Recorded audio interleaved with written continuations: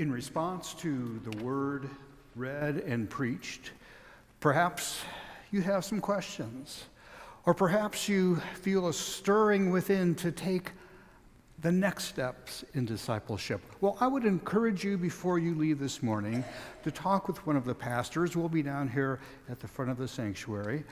And I also encourage you to give your kind attention to Elder Steve Johnson, who's going to be telling us a little bit about how we can travel further on our spiritual journey. Steve?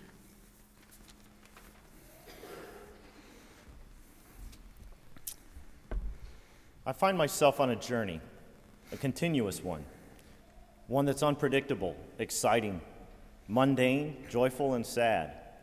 It can be solitary or in the company of many, full of great challenges I embrace and those I'd just as soon avoid. Comfort when things seem to click, discomfort when unknowns and worries seem to rule.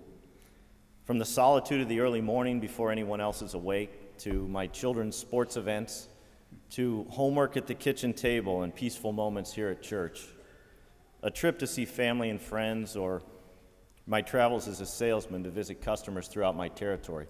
It is an awesome journey. You'd think, though, with all that variety, that as a Christian, one constant through that would be my spiritual walk. Although I find more often than not it varies quite a bit too. Many times it's joyful, exciting, enriching, life-changing, but there are also times it seems to be so distant. Moments when the words of the Bible speak volumes to me, and those times when it seems to go silent. Sometimes I seem to feel God's very presence, and other times I seem quite alone.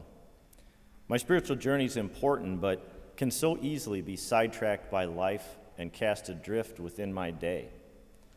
Well, I mentioned that I travel as a salesman, and that puts me behind the wheel of my car quite a lot. And thankfully, when I get lost and redirected in those travels, I can turn to my GPS device to get me back on course. But what do you do when you're lost in life? What do you do when confusion and fear and selfishness move in on peace and faith and humility? A resource I've found to be very helpful is GPS, or Growth Plan at Second. GPS is a web-based tool seeking to provide those daily points of reference to turn our attention toward God.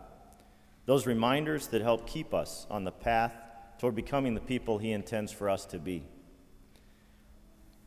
GPS has helped me in a number of specific ways. First of all, I've learned more about what resonates with me in my faith walk. Second, it takes this large, wonderful church and breaks it into smaller pieces in which to engage. Third, I was able to choose my personal roadmap to lead me toward new and consistent ways of spending time with the Lord. GPS also told me what biblical character I'm most like, which was interesting to consider. More information on GPS can be found in the cards in the pew racks this morning. The more I look for Him, the more I realize He's always there for me. It's never that He's gone. It's more likely that I've stopped seeking Him or listening for Him or living my life in ways pleasing to Him. But GPS provides me focus in my spiritual journey. I hope GPS or some other mechanism serves that purpose for you. God bless.